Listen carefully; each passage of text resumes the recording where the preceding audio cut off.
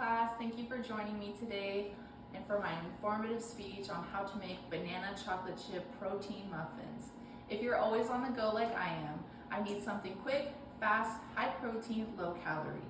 And today these muffins are going to be roughly between 150 calories to 250.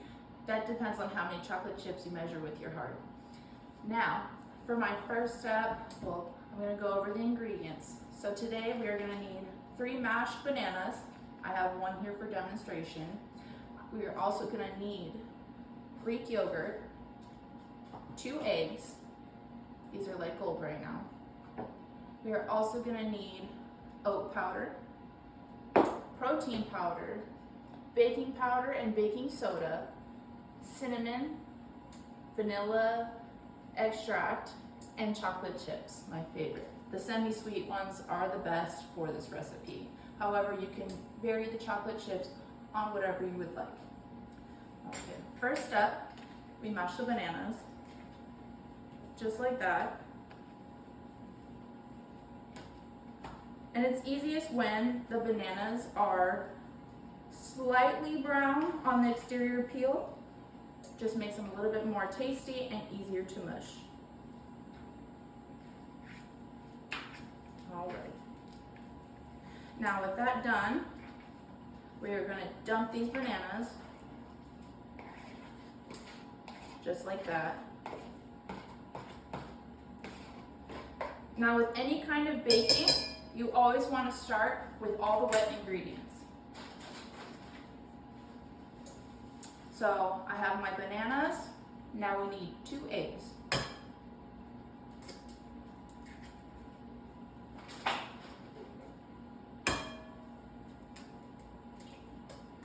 Alrighty. And then next, our Greek yogurt. I particularly buy this size just because I know that the macros and also this is about 1/3, 1/4 of a cup is what you need.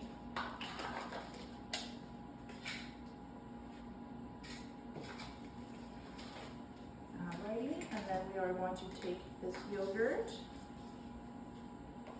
Just make sure you get it all in there. You can also choose a lower calorie, but I prefer this one. This is just 0% the fage. Our next ingredient, we are going to need the 1/4 cup of maple syrup. Now you can substitute regular maple syrup with a sugar-free option for lower calorie or lower sugar. But this one here is from Maine, which I used to live in, which is very tasty. I'm lucky to have this. All right, here's my 1/4 cup right there. Now that we have, I'm forgetting one thing. We need our vanilla extract. Super important, smells delicious. Always gotta take a sniff. Now, it doesn't matter what brand, just whatever you have at the house, which is really good. Alrighty. Now we are going to take our spatula and mix all the wet ingredients first. Just like that. Make sure you just kind of combine them as much as you possibly can so they're ready for our dry ingredients. But this part right here, just with the yogurt and the protein powder that is about to go in it, makes it the high protein and a lot healthier, but just as tasty. Alrighty, so there is that. Now we are going to go in with our dry ingredients. So first off, we are going to start with the oat flour that I pre-blended. Alright, so we're going to need 2 cups. I prefer oat flour over regular flour. It's just a little bit healthier. 1 and 2.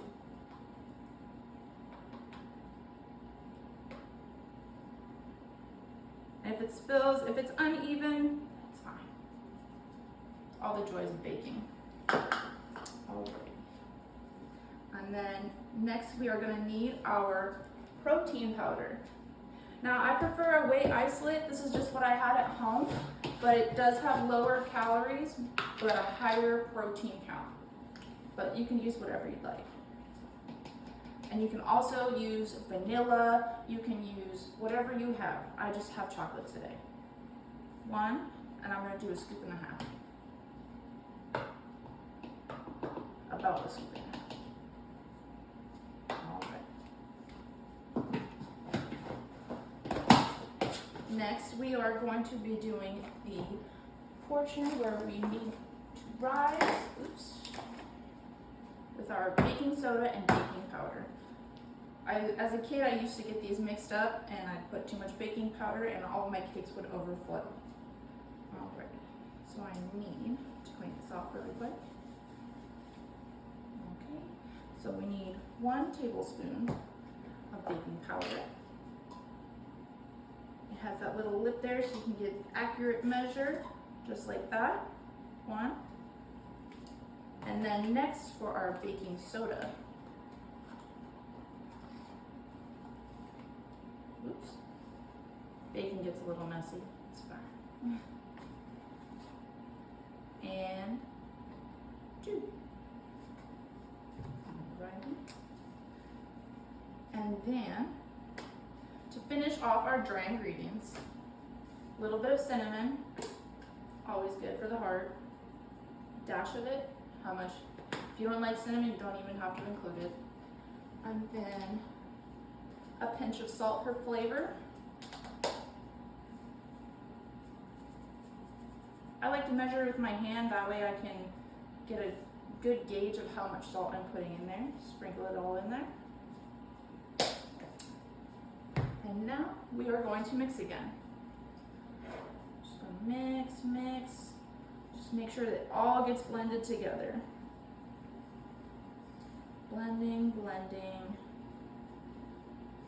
Now I can already smell how good this is gonna taste, but I still haven't added the chocolate chips yet. Okay. Now about halfway, when it starts looking a little bit mushy, starting to get together, you want to add the chocolate chips.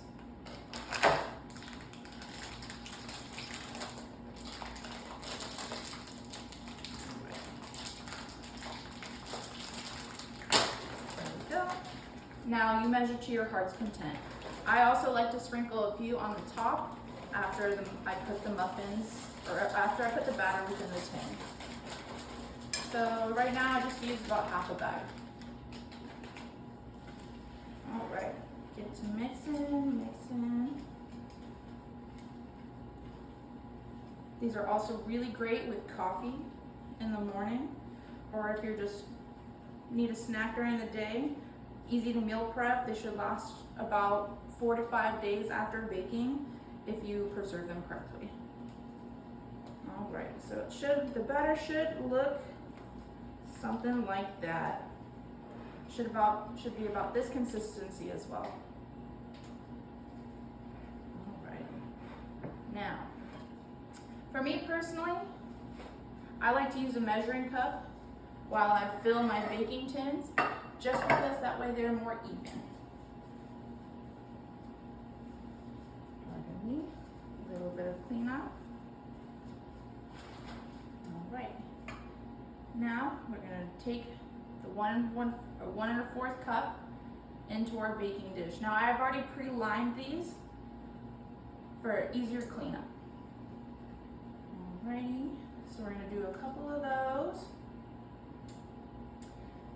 And with protein, we always have to get the most of it, especially if you're in your nutrition journey and you need to meet a protein goal. This helps, especially if you have sugar cravings like I do.